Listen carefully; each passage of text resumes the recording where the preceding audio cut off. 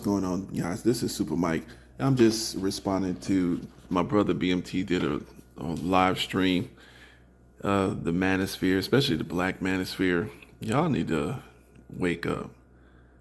Anybody who's listening to these people, this passport bro stuff, you only get warned. God allows, sometimes blesses you with warnings, but only for so long before the consequences start happening.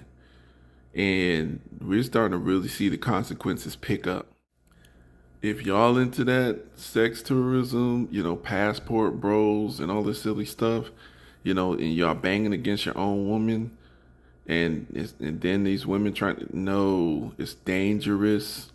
You're not going over there to find a wife. You're just going over there to have some kind of sexual escapade and some sort of porno, you know, fantasy that y'all done came up with. These people don't like that. Nobody really likes that. You're basically going to somebody else's house and just taking a dump in their house and then leaving. Okay, they have to deal with the little broken hearts. These girls have these little broken things called hearts. Human beings have that. So, Medellin project aims to curb sex tourism, telling visitors to buy other souvenir. So they're trying to warn you. They're trying to talk to you. This is way back in 2014, 10 years ago. Okay. 10 years ago, 2014, they was trying to warn you. A Medellin project aims to turn public opinion against what they see as a concerning indifference to sex tourism tourists who increasingly visit Colombia's second largest city. So they're going to turn public opinion against y'all. So you're now, they started this at least way back in this 2014. It's been reported. So now y'all go down there doing that. Y'all the enemy. So the project pushed by local NGO Panzamos, non-governmental organization, Panzamos, is called No to Sex Tourism and involves a poster campaign which will draw attention to the darker side of the tourist trade that exists in Colombia's second city. Drug, sex, and an image of Colombia as a haven for seedy activity. So Panzamos face an uphill battle in their struggle against what they see as a dark blot on Colombia. See, this is embarrassing to them. Okay, with all that Pablo Escobar and all that, that dirt. They don't want to be seen like that. They're embarrassed by that. They don't want that. And y'all come there, the lowest of the low, come there to try to get,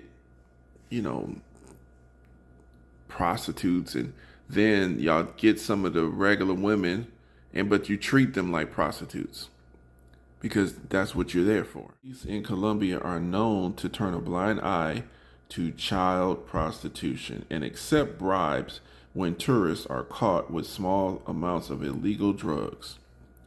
So now these are the police. The police are low level. So what kind of danger are you in? Going there, making them mad. Okay? So,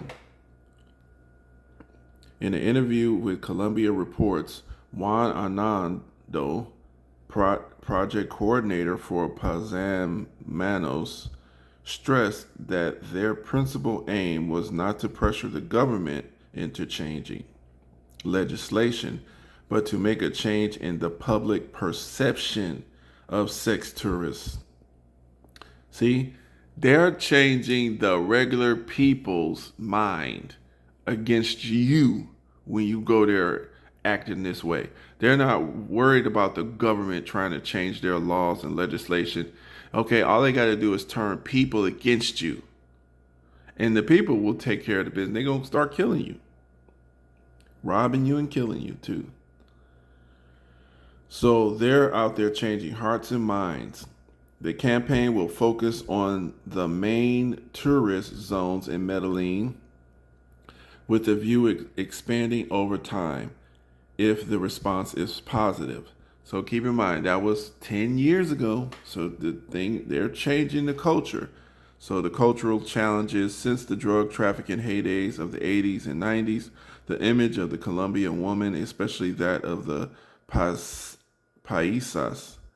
from Medellin, has become deeply sexualized. The drug culture saw a rise in plastic surgery, skimpy, revealing clothing, and overtly macho culture, which has continued until today.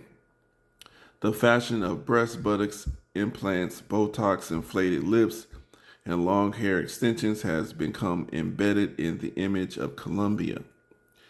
And one only needs to walk the streets of a major Colombian city to see that is not only an image but a reality for many women. Plastic surgery is a massive trade in Colombia, and public transport and city center billboards are plastered with adverts for affordable body modifications. According to Pazamos, this sexualization of women in Colombian society has led to a lack of respect and abuse of women who are often treated as sexual objects.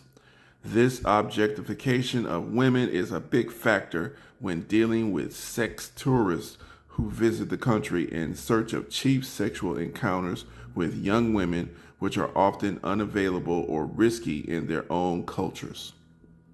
See this? See, y'all, these type of encounters y'all trying to get is risky in your own culture, because you do something like that here to black women, to your own kind of women, oh, they can get back at you forever. But you feel you can go down there to some other country and do something slimy to these women all the time, and then you leave and just do your thing. They sick of that. So what is the Pazamos gonna do? What have they been doing? Is keep in mind this is 10 years ago. So this post by No Alturista Sexual. Pazamos stated that families and friends need to become more sensitive to sex tourism as a means of offering advice to those girls who become involved in the sex trade. Aside from prostitution itself, a growing problem is young women who are not forced into the sex trade by an outside influence or through necessity, but more through a wish for a better life or access to expensive good and flashier lifestyles that they cannot obtain through their normal working. So here it is again in Cartagena. This is Colombia still. Cartagena acts against sex tourism. So this is just just 4 years ago, 2020. You see, it's a constant beat. They've been doing this. Child prostitution is a serious problem in the Cartagena in Colombia. For years, the city has been a hotspot of sex tourism. The local initiative, La Morena Soy Yo, campaigns against it. Okay. Cartagena de Indias on the Colombia Caribbean coast is a popular holiday destination. Only the capital of Bogota attracts more visitors every year than this port city in the state of Bolivia. Cartagena's mixture of colonial heritage and Afro-Colombian culture is unique. The narrow streets with their colorful houses and flower-filled balconies are ideal for strolling and relaxing. So these prostitution rings recruit children and juveniles via social media. So social media, that's right up the aisles of these passport bros. Okay, keep in mind these are prostitution rings. So all day is about money. So they're going to recruit these girls, recruit these children, and they're going to track y'all fools down there, and then they're going to rob and kill you. Okay, so child prostitution is a serious problem in the city. As 26% of Cartagena's inhabitants live in poverty. Many families have no other way out of deprivation than to sell their young daughters and sons into prostitution rings.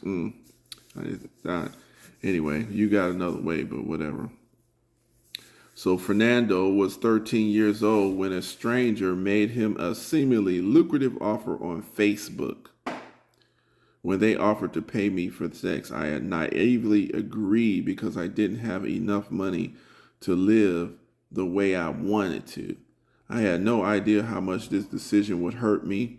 For 2 years, he was regularly abused and intimidated by a group of men. He made the leap out of this vicious circle thanks to the local initiative. So they're doing boys and girls. Y'all, this is going to be, the pushback is going to be insane. So the Washington Post here, the Washington Post, and this is just today, or, just was it 3 days ago, January 23rd, 2024. U.S. tourists in Colombia caught in new waves of kidnappings. U.S. tourists caught in new wave of kidnappings. So they coming up here, you don't go down there. Tourists take photos in Nutabara Hill in Medellin, Colombia. Medellin, Colombia, the local detectives pointed to the spot in the grass near a creek where the body was found. A Sheen walked towards it, listening to the water flowing, thinking about the final moments before his brother's death. Shoing, 56, had traveled from his home in Minnesota to Medellin in late December to try to understand what had happened to his brother, a 50-year-old U.S. citizen and well-known Hmong comedian and activist. Turgur Sheen was held for ransom, stabbed, and beaten, and then thrown off a cliff. His corpse was found on December 11th in one of the most dangerous areas in Medellin.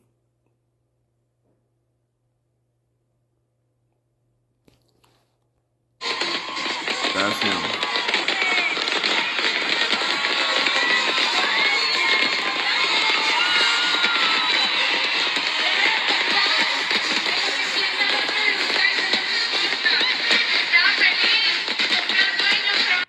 Go there and play with them. They're going to kill your ass. So they threw him. So not only did they rob him, they took the money from his parents that the parents sent him, and they still killed him, threw his body off a cliff.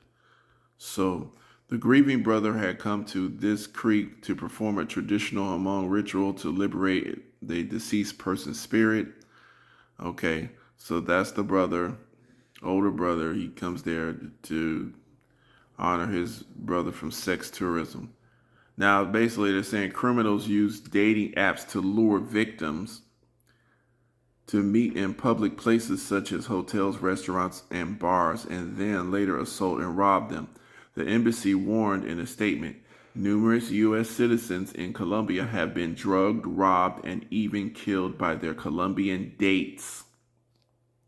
Okay? So, numerous citizens in Colombia have been drugged, robbed, and even killed by their Colombian dates.